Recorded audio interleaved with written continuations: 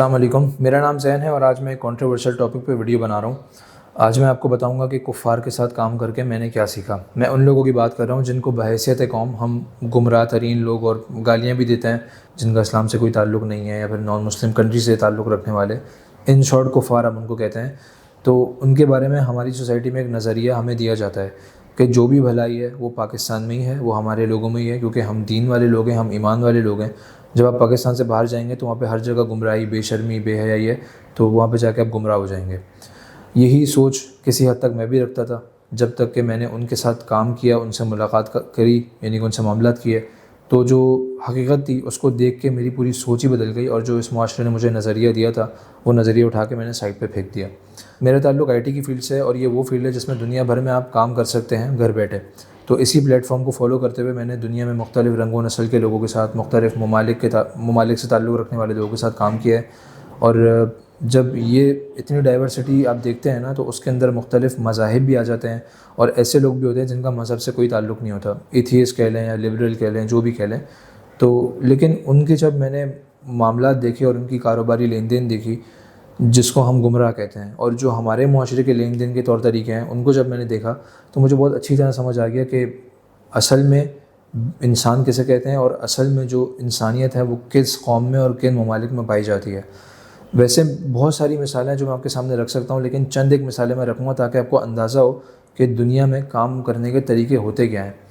ایک دفعہ میں کلائنٹ کے ساتھ کام کر رہا تھا، تو اس کی ایک ریکوائرمنٹ تھی جو کہ مجھے کنفرم نہیں تھا میں کر سکتا ہوں یا نہیں کر سکتا۔ میں نے کہا ٹھیک ہے، میں ٹرائی کرتا ہوں، ہو گیا تو صحیح ہے، نہیں ہوا تو اللہ مالک ہے۔ تو میں نے کام کیا اور وہ میرے ساتھ کنیکٹڈ تھا۔ میں مثال کے طور پہ سمجھاتا ہوں، ویسے تو آئی ٹی کی فیلڈ میں تھا تو آپ کو ہر کسی کو سمجھ میں نہیں آئے گی۔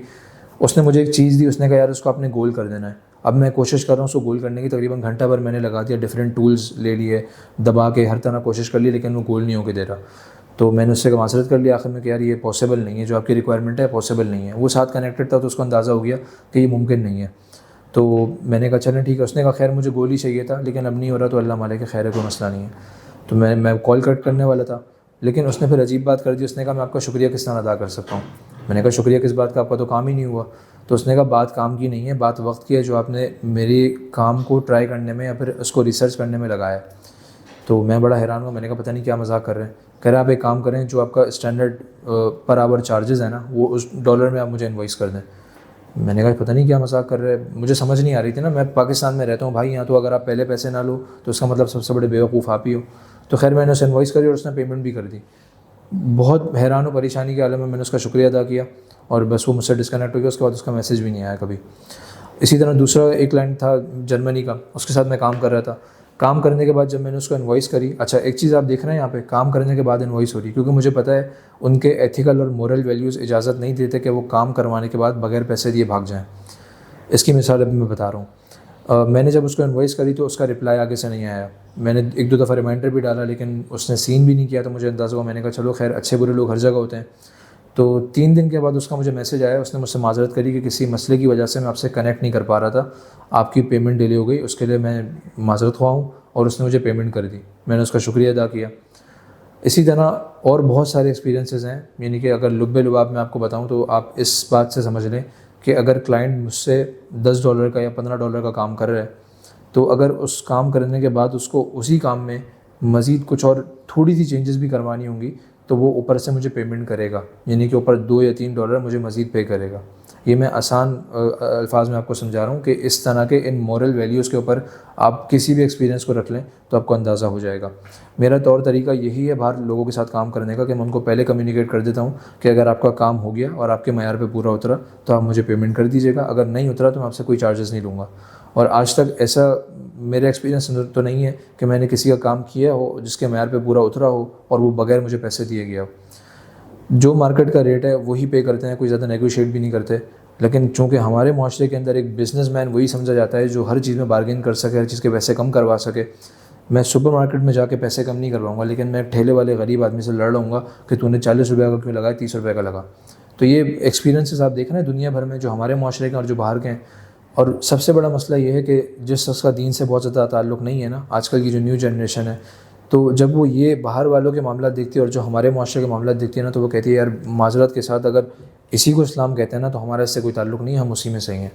اس سے مسئلہ کیا ہوا، جو اتنا بہترین خوبصورت دین ہے وہ بدنام ہو رہا ہے آپ کی 2 نمبری کی وجہ سے.